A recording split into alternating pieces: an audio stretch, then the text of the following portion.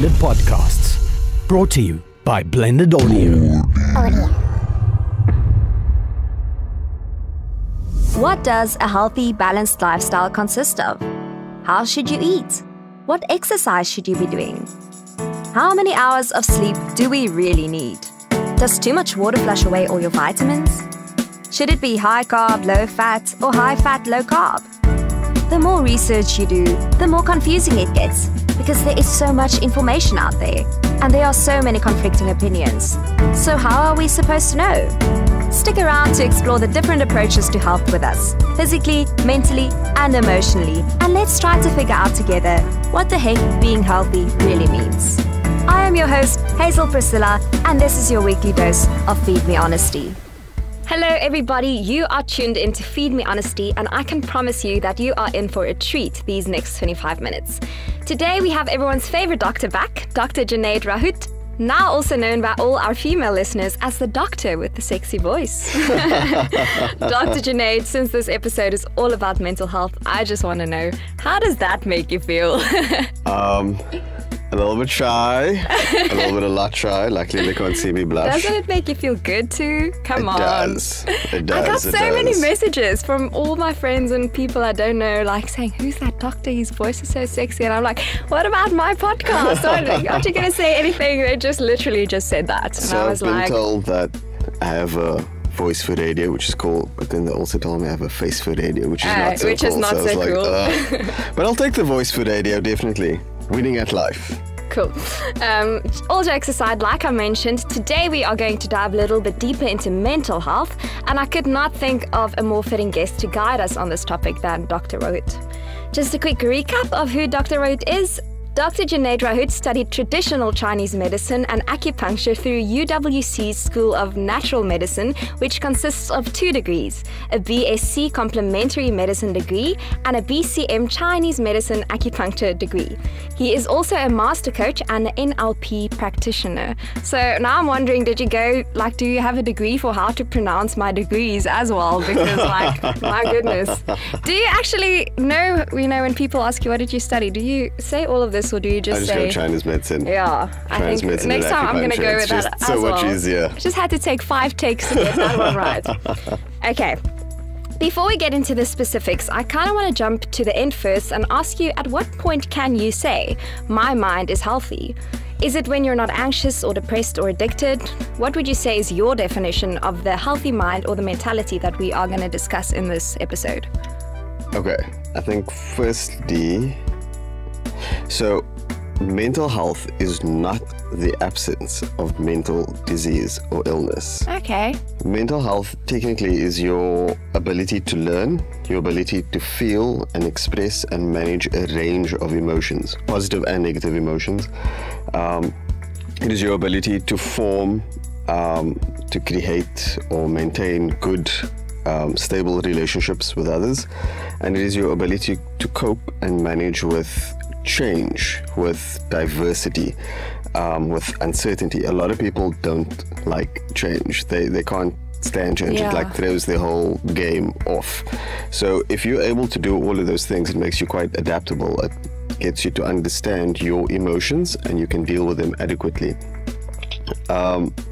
That is the picture of mental health. I think that's a really good answer, because I didn't actually even think about that. But something that has come up a lot in all of these episodes, trying to be healthy, trying to find joy, all these things, is to not push against the negative emotions or the things that go wrong. I think most of us think, and I had this idea too, if you want to be healthy and if you want to be happy, you need to push against everything that's not healthy and happy, but that's also not healthy. No, that's incorrect.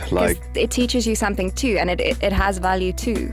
Negativity, the way we see it, is not necessarily negativity, and for the most part, most people grow through the negativity. Yes. When things are going good, you tend to kind of become complacent, you kind of maintain, but when there's a negativity, a stumbling block, a setback, you have to kind of look at yourself intrinsically. You're looking at yourself on the inside, you seeing where you could have gone wrong, how you could change things, how you can adapt. And that is the picture of mental health. And isn't that also what makes humans so special, is how well they can adapt? Yes, we have great levels of adaptability, which is kind of evident with forgiveness and letting go. Yes. That is adaptability. That's a whole other episode though. Okay. We'll get to that. We'll get to that. If you had to give me a very rough on-the-spot percentage of how many of the issues you treat are a result of an unhealthy mentality or a mental health condition, what percentage would you say that is? Ooh. I think you remember in the first podcast I told you like a lot of people come in and in the consultation already we kind of solve a lot of their problems. I'm not exaggerating when I tell you it's probably between 70 and 80%. Yeah. And yet, if it's such a big thing, why aren't we focusing? How much time? Okay, wait, this is another question I have to ask. Let's say 70 or 80% of our issues are mental health related. Yes. How much time do we spend working on our mental health? Or do we actually, invest in our mental health? Is it even 10%? So that is the problem. That is the problem. Most people don't know that it is a mental health issue when they come in. And like the typical example, so I had a patient come in, IVF, tried numerous times, tried everything, unsuccessful. She came in, we had a little consultation. I just asked a simple question like, do you want to have the baby? Do you actually want to be pregnant? And she was like, yes. I was like, wait, think about it. So I'm going to ask you again. Do you want to have the baby? Yes. I think so.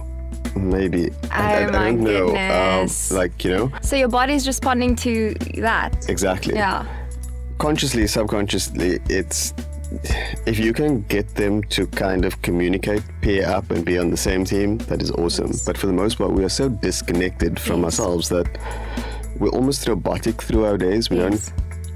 We learn through schooling and nurture how we're being raised to kind of ignore a lot of the emotions. Something happens to you, that's fine, just get over it, just kind of move on. Men don't cry, just be tough, I hate that thing. I know you're not supposed to hate, but that's something I really hate when they say man up or grow a pair or whatever. I'm like, what the hell, man?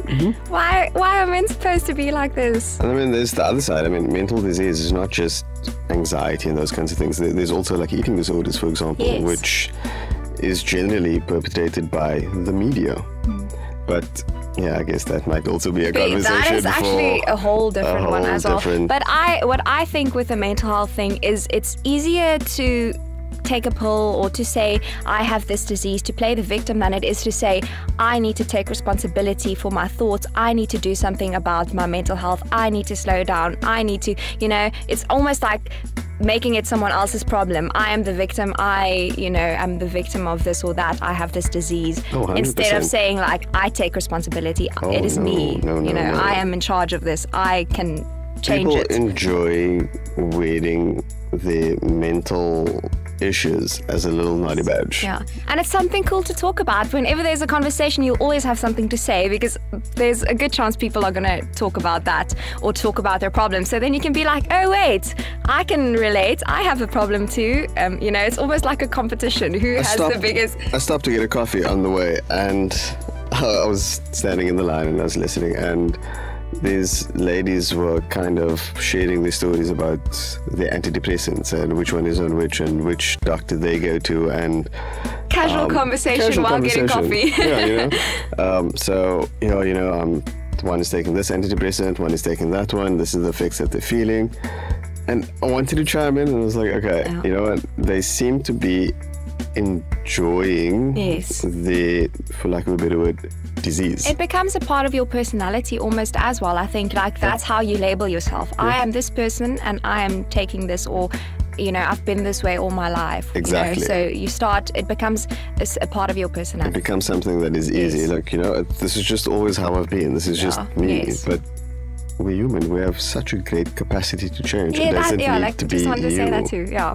I read that the 5 most common mental health disorders are depression, anxiety, eating disorders, substance abuse, and attention deficit order, or ADHD.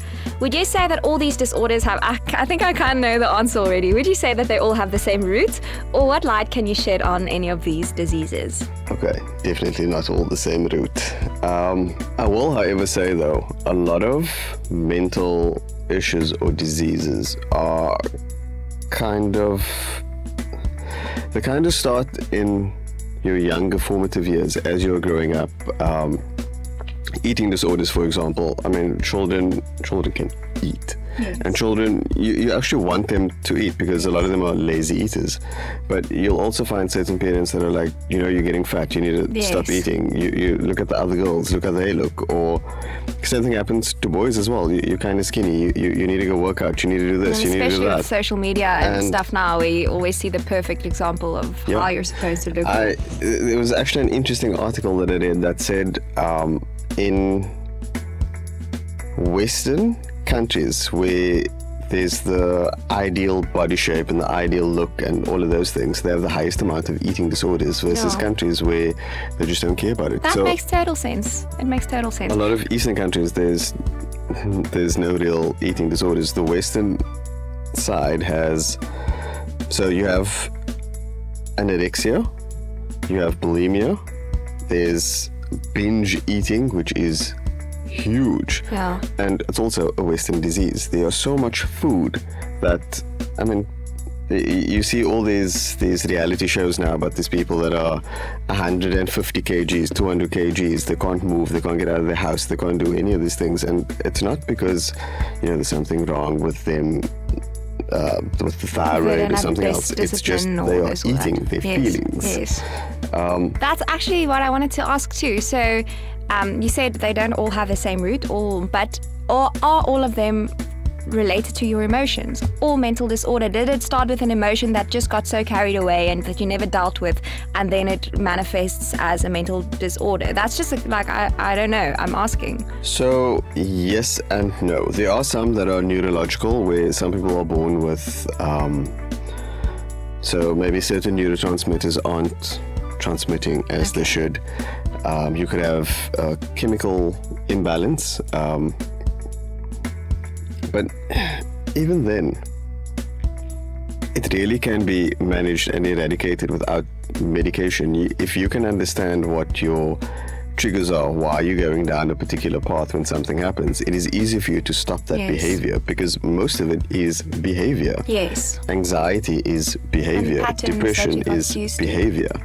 I mean, if you look at today, right? So someone passes away, you're feeling sad, you go to the doctor puts you on antidepressants because you're depressed. Yes. But I mean, you lost someone. Yes. You will be depressed. It is a completely normal reaction. I think it's important to feel that, because it's so funny. I literally had this conversation with a friend yesterday who was on antidepressants and stopped, but through the right channels and everything. But then he said all of a sudden he felt all these emotions that he hadn't felt before, and then he only realized, how he felt when he went through that breakup, or how he felt when that happened or that happened, and it was so suppressed that now he's dealing with it. It's not that you're never going to have to deal with it. It's just you're going to deal with it later when you stop taking antidepressants. And it's such a oddity. It's like you take an antidepressant, right, so that you can feel better. But when you do take your antidepressant, it lowers your libido or your sexual performance. You start picking up weight. It affects your hormones. And again, so someone might have passed away. You're taking your antidepressants.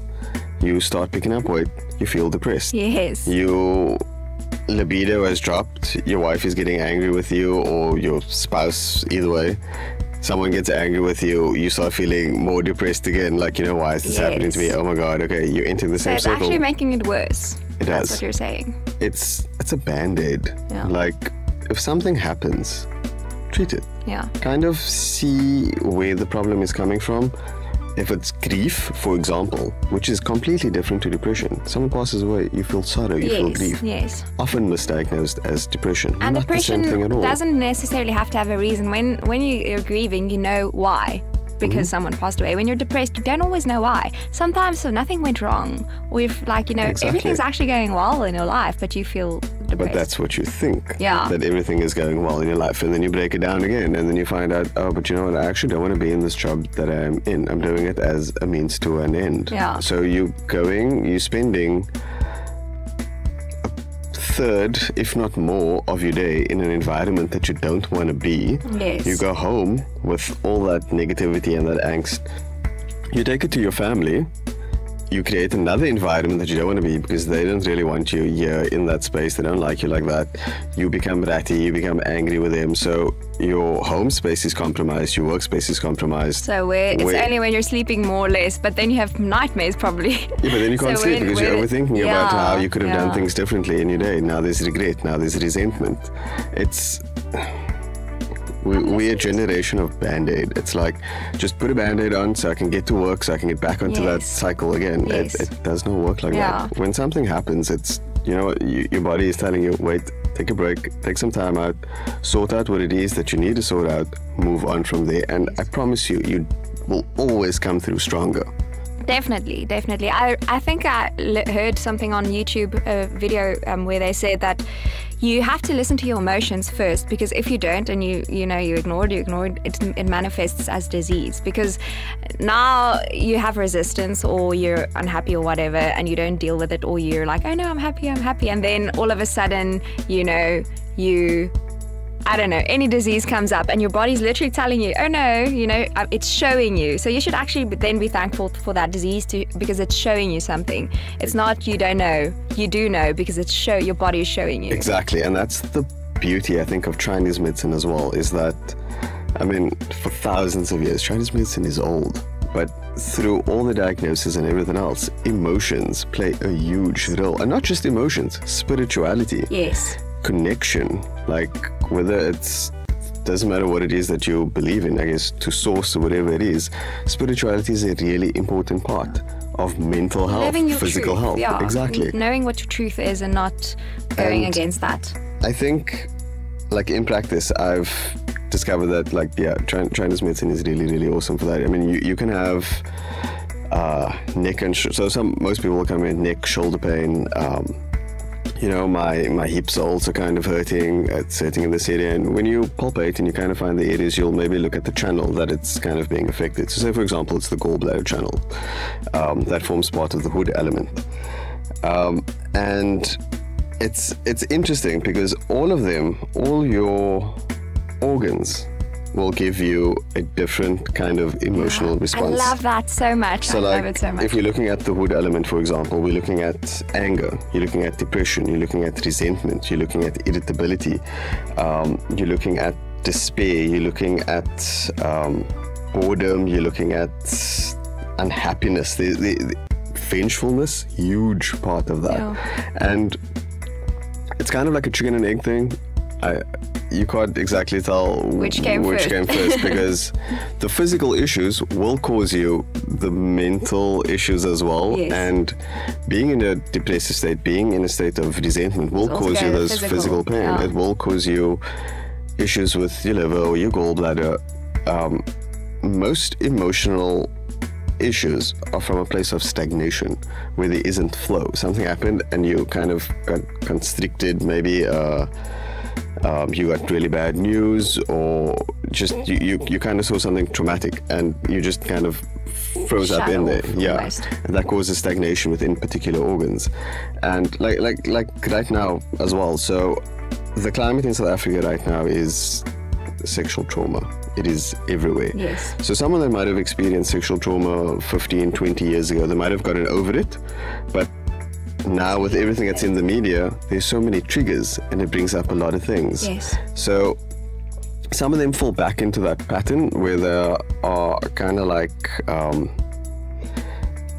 irritable, or they're angry, or there's a lot of resentment, or they just go into this negative, depressive space because they can recall and they can remember everything that has occurred, because a lot of the time we just bury it. Yes. We don't deal. Yes. But there are triggers everywhere. And if you deal with the issue, right, and like now, maybe you actually dealt with your trauma that occurred 5, 10, 15 years ago. Triggers come up now, right? Your response, you'll still kind of feel, but your response would be different because you can understand it. Yes. You might be more empathetic, you might be more sympathetic to the situation as well. A lot of people that have suffered sexual trauma, and there's a reason that it goes unreported for such large amount of people. They just don't report whatever's happened because you're stigmatized by the public. Yes. culturally it might not be accepted, and somewhere your mom or your aunt or your friend or whatever, like, you know, it happened to me also. It's normal, just kind of like or suck it up. sometimes you know the person and it's like a family member. I know I had a friend who, like, it was a family member, and then she was worried about the guy's children or her parents' relationship with that, and the whole family breaking up. So sometimes you're really in a catch-22. Yeah, you feel ashamed, you feel embarrassed, you think that everyone's going to look at you as, you know, you did this, you wore that dress, so you invited that, or you did that, but it's not the case. Like, I mean, you should be free to do and be how you want to be without feeling like, oh my God, I'm going to be attacked, there's going to be a perpetrator. I know. Okay. What do you personally do for your mental health that you can recommend we try? Or is it different for everyone? I suppose different things help, but there are a few things that are a common thread that can work for anyone. I think everyone is different. Like, for someone it might be painting, coloring in, singing, creative expression. For me it might be going to gym, going to Newlands, doing something outdoorsy. But I do find the most common thing, and whether you are training, whether you are painting, whether you're doing whatever else it is, essentially it's a form of meditation. For those, for that 45 minutes, hour, whatever it is that you're doing, that's the sole thing that you are focusing on. Nothing else is entering into that space. You're not thinking about, oh, I have this ball spare, I need to do this, I need to do that. You're thinking about your workout, you're thinking about the painting that you are doing. And it's cathartic. It is. Sometimes in doing that, you actually get the ideas or the inspiration on how to solve and fix the other problems. That's true. Sometimes when you take your attention off the problem, that's when the solution comes. Because if you can't find what you're seeking, you can't find what's lost. That's the word. You can't find something that's lost. So if you believe it's lost, you're not going to find it. You're just going to search, and they'd get more frustrated, and the frustration adds to not finding it. So if you just distract yourself and... I'm ever going to say also, hydrate. Oh, really? As simple a thing as that sounds, your body is predominantly water, including your brain. You need to hydrate. So I had this conversation. Breathe. How much? That's always the question. And is it only water, or can you drink tea or coffee or juice or anything? So coffee obviously is a bit of a dehydrator, isn't it? Yes, coffee is a diuretic. Counting. So you wouldn't really want to look at coffee. You wouldn't necessarily look at Ceylon tea either. The tannins, there's caffeine in there as well. But you could get away with green tea, some herbal teas, etc. But you want pure water. Water in itself can be therapy. Like that's probably alive. A whole conversation for another day. But water is definitely alive. Water holds memory. You can mention your affirmations over your water, and the chemical structure would actually change of the water. That's also another episode. There are so many studies that have actually gone into that, where they use positive words on water and they use negative words on water, and they freeze completely different. Oh my goodness. It is. That is so insane. I love this. I am so interested in learning more about that. There is a whole science just into water. Your body is predominantly water. So the more hydrated you are, the calmer you are, the more in tune you are with yourself, and the easier it is. Like, this is also a concept which I guess is novel to most people, but most of us, and I say most because it's actually like 90-odd% of people are actually empathetic.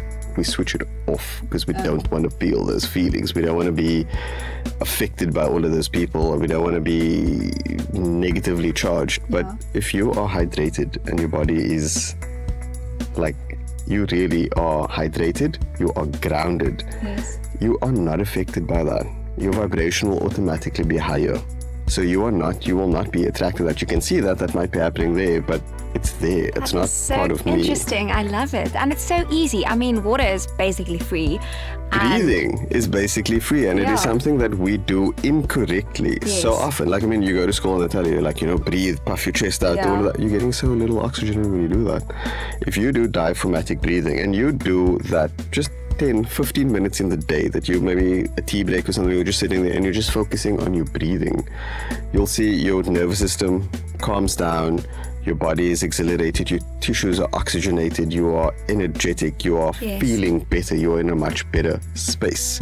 That's why, like, a lot of mental issues come with hyperventilating. They can't get oxygen in. And anxiety attacks and stuff, I suppose. It's exactly the same. It comes from thinking something and then, that thought running away with you and your 100%. Body responding to it.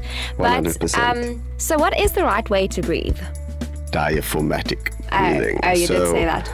You want to breathe in slowly to your tummy.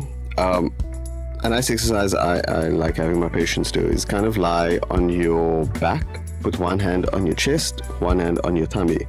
When you're breathing in, you want to see that the hand on your tummy is actually rising first before your chest. Okay. Slowly exhale. Only breathe in again when you have what they call the gasp reflex. Okay. So everything is kind of out, and then you kind of like wait, followed by a breathe in again. So that it's more natural anyway. It's not like I'm breathing and it's like I need to do this. But your body holds that oxygen. It's a very similar method to what Wim Hof uses. I don't know if you guys know. It's called the Iceman, but you can actually try this for yourself. So you can do, for example, if you can do push-ups or squats, for example. So do your squats, see how many you do before you kind of like your legs start burning and get tired, right? Take a break. Do that breathing exercise for 5 minutes. And then see how much more squats you can do, because your muscles are so much more oxygenated. There's less lactic acid in there. It's the same with yoga. When you breathe, you can go deeper into your pose. Yes, because you're, exactly. You're relaxing. And I mean, talking about yoga, there is Kundalini Yoga, which focuses so strongly on breathing. It is absolutely amazing. Kundalini Yoga. I've never heard of that. Really, really good for that. And there's something called holotropic breathing. Yes, I just wanted to mention that. You told me about it. I've never done it before. But holotropic breathing is awesome. It is like, it's like going on a journey. Like really, like your eyes are closed, your body is doing its own little thing. You are working through traumas in your mind. It's the coolest thing ever. It's a little bit scary and it's a little bit of discomfort initially because your whole body is actually tingling. You have pins and needles. It's your nervous system that is actually starting to work. Everything is starting to fire. The synapses are going. Your body is oxygenated. You feel good when you get out of that session. You are amazing. But you need is it a guided like thing? Can you do it at home? Do you need to go somewhere? I would suggest if you are starting off, do it with someone. Go somewhere to kind of do it, because it can be a little bit overwhelming. Sometimes things come up. You might start crying in your session. You might not even know why. Sometimes you do know why. But it's nice having someone there, almost like an anchor, or someone to hold that space for you, to just allow you to be you. You can be vulnerable. You can be whatever it is that you need to be in that session to come out okay. Okay. So do it with someone until you can get to a point where you're doing it yourself. Where in Cape Town can you go do that? I'll actually send you the details of someone. There's a great guy in the Constantia Hout Bay area. I'll send you his details. I'll post the details in the description of this podcast. Perfect. So this was not part of the plan, but it just turned into a 2-part episode because we have so much more to say and we don't have any time left. So Dr. Junaid, is it okay with you if we wrap it up here and continue next week? That is perfectly fine. Thank you so much for having me. I know I talk a lot, but thank you so much for having me. Thank you to the listeners out there as well. Much appreciated. Thank you so much. Have a balanced week and remember to be kind to yourself so that you can be kind to others too. Feed Me Honesty is a South African lifestyle podcast hosted by Hazel Priscilla and produced with the generous assistance of Blended Podcasts, brought to you by Blended Audio.